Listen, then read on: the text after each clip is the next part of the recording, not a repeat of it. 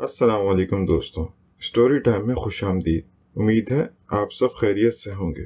آج کی کہانی حضرت صالح علیہ السلام پر۔ صالح علیہ السلام قوم سمود میں پیدا ہوئے۔ قوم سمود بھی قوم عاد کی طرح بت پرست تھی، اسی لیے اللہ عز و جل نے ان کی ہدایت کے لیے انہی میں سے ایک مرد کامل کا انتخاب کیا، جس کا نام صالح علیہ السلام تھا۔ حضرت صالح علیہ السلام نے انہیں اللہ عز و جل کی وحدانیت کی دعوت دی اور فرمایا کہ بتوں اور غیر اللہ کی عبادت چھوڑ دو۔ قوم کے کچھ لوگوں نے آپ علیہ السلام کی بات پر لبیک کہا اور ایمان لے آئے، جبکہ بیشتر لوگ منکر ہی رہے۔ حضرت صالح نے اپنی قوم سے فرمایا، اے قوم، اللہ کی عبادت کرو، اس کے سوا کوئی عبادت کے لائق نہیں۔ اس نے تمہیں زمین سے پیدا کیا اور تمہیں اس میں بسایا۔ حضرت صالح کی اس نصیحت کے جواب میں قوم نے یہ جواب دیا، کہا کہ اے صالح، تم ہم میں سے ہی ایک ہو، ہمیں تم سے امید تھی کہ تم عقل مند ہوگے، مگر تم ہمیں ہمارے معبودوں کی عبادت سے روک کر چاہتے ہو کہ ہم اپنے آباء و اجداد کے طریقوں کو چھوڑ دیں۔ پھر قوم نے حضرت صالح علیہ السلام سے ان کے نبی برحق ہونے کا ثبوت مانگا اور کہا، تم تو ہم میں سے ہی ہو، اگر تم سچے ہو تو کوئی نشانی لا کر دکھاؤ۔ سمود کے لوگ ایک روز اپنی محفل میں اکٹھے ہوئے کہ اسی دوران ان کے پاس اللہ عز و جل کے رسول حضرت صالح علیہ السلام آئے اور انہیں دعوت حق دینے لگے، انہیں نصیحتیں کرنے لگے، اللہ کا ڈر سنانے لگے۔ اس پر انہوں نے کہا کہ کاش آپ ہماری خاطر اس پتھر میں سے ایک اونٹنی نکال دیں جو ایسی ہو۔ پھر انہوں نے اس کا حلیہ بتایا اور اس کی خوبیاں بیان کی۔ اپنی جانب سے انہوں نے مشکل قسم بیان کی کہ وہ حاملہ ہو، لمبی ہو، اس میں فلاں فلاں خوبیاں بھی موجود ہوں۔ حضرت صالح علیہ السلام نے فرمایا، اگر میں تمہارا یہ مطالبہ پورا کر دوں جیسا تم کہہ رہے ہو تو کیا تم اللہ عز و جل پر ایمان لے آؤ گے جیسا کہ میں لا چکا ہوں، اور مجھے سچا نبی مانو گے؟ تو انہوں نے کہا ہاں۔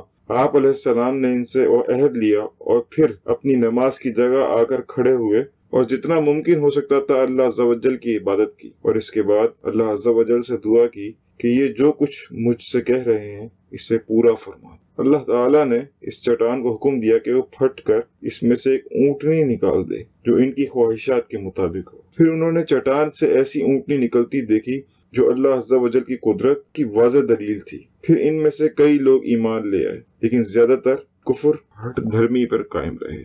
چنانچہ اس وقت متفقہ طور پر یہ فیصلہ ہو گیا کہ اونٹنی کو کھلا چھوڑ دیا جائے، یہ سمود کے درمیان رہے گی اور ان کے کھیتوں میں سے جہاں چاہے گی چرتی پھرے گی، اور ایک دن کے وقفے سے حوض پر آئے گی اور پانی پیے گی۔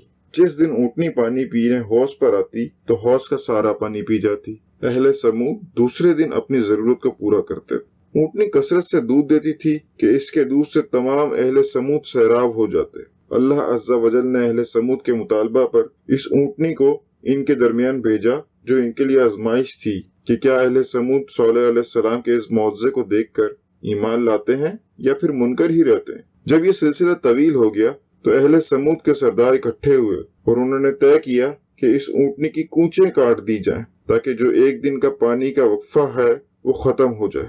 جب اونٹنی اپنی مقررہ باری پر پانی پی کر لوٹ رہی تھی تو مصدق نامی شخص نے کمان سے تیر مارا جو اونٹنی کی پسلی میں لگا، جس سے وہ زمین پر گر پڑی، اور اپنے بچے کو ڈرانے کے لیے اس نے ایک چیخ ماری۔ اس کے بعد ان بدبختوں نے اس کے گلے پر نیزہ مارا اور اسے ذبح کر دیا۔ اونٹنی کا بچہ ایک پہاڑ پر چڑھ گیا اور 3 مرتبہ بلبلایا۔ ان بدبختوں نے اس اونٹنی کے بچے کا تعاقب کیا اور اس کی بھی کونچیں کاٹ دیں۔ اللہ تعالیٰ نے حضرت صالح علیہ السلام سے فرمایا کہ آپ علیہ السلام ان کی تکالیف پر صبر کریں، کیونکہ جلد ہی اللہ کا واضح پیغام آنے والا ہے۔ لیکن شیطان نے اہل سمود کے دلوں میں وسوسہ پیدا کیا۔ حضرت صالح علیہ السلام نے اہل سمود کو خبردار کیا تھا کہ اونٹنی کو نقصان نہ پہنچائیں اور اسے کسی بھی طرح اس کی باری سے نہ روکنے کی کوشش کریں، ورنہ اس کا انجام اچھا نہیں ہوگا۔ اس واقعے کے بعد حضرت صالح علیہ السلام نے قوم سمود سے فرمایا کہ 3 دن تک کھا پی لو، یعنی اس دن کو چھوڑ کر، لیکن اس وعدے کو بھی انہوں نے جھوٹا سمجھا اور رات کے آنے پر حضرت صالح علیہ السلام کو مارنے کا ارادہ کیا۔ جن بدبختوں نے حضرت صالح علیہ السلام کے قتل کا ارادہ فرمایا تھا، اللہ عز و جل نے ان پر پتھروں کی بارش فرما دی اور انہیں تباہ و برباد کر دیا۔ دیگر اہل سمود ان پتھروں سے محفوظ رہے۔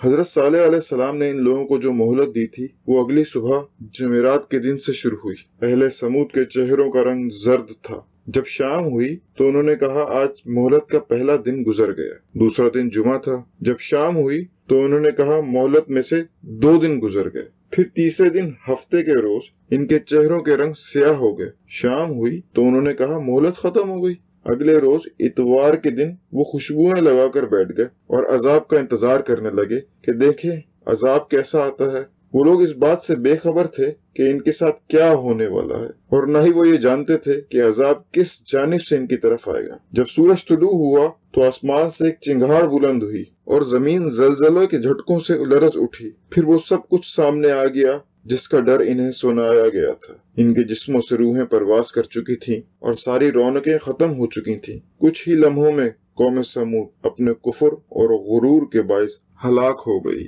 आप अलैहिस्सलाम ने कौम के हलाक हो जाने के बाद तबाहशुदा बस्ती से खिताब फरमाया कि मुझसे जितना हो सका मैंने तुम्हें राह रास्त पर लाने की कोशिश की। मेरे पैगाम में तुम्हारी हिदायत मौजूद थी, लेकिन तुम लोग नसीहत करने वालों को पसंद ही नहीं करते थे।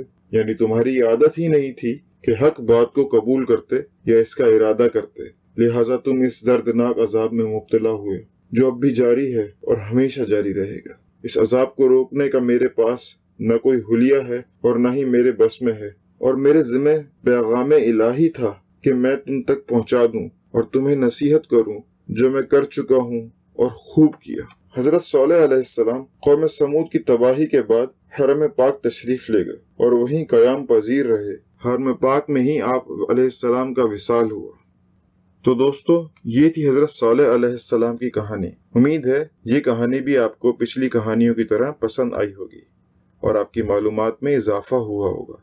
हमारी कोशिश है कि आपको ज्यादा से ज्यादा और बेहतर से बेहतर मालूमात फराहम की जा सके और अंबिया कराम की जिंदगियों के बारे में और उनके मकसद हयात के बारे में आगाह किया जा सके। दोस्तों, अगर आपको हमारी आज की वीडियो और मालूमात पसंद आई हो तो हमारे चैनल को जरूर सब्सक्राइब कीजिएगा और बेल आइकन पर लाजमी क्लिक कीजिएगा ताकि मजीद आने वाली वीडियोस और मालूमात से लुत्फ अंदोज हो सके। शुक्रिया।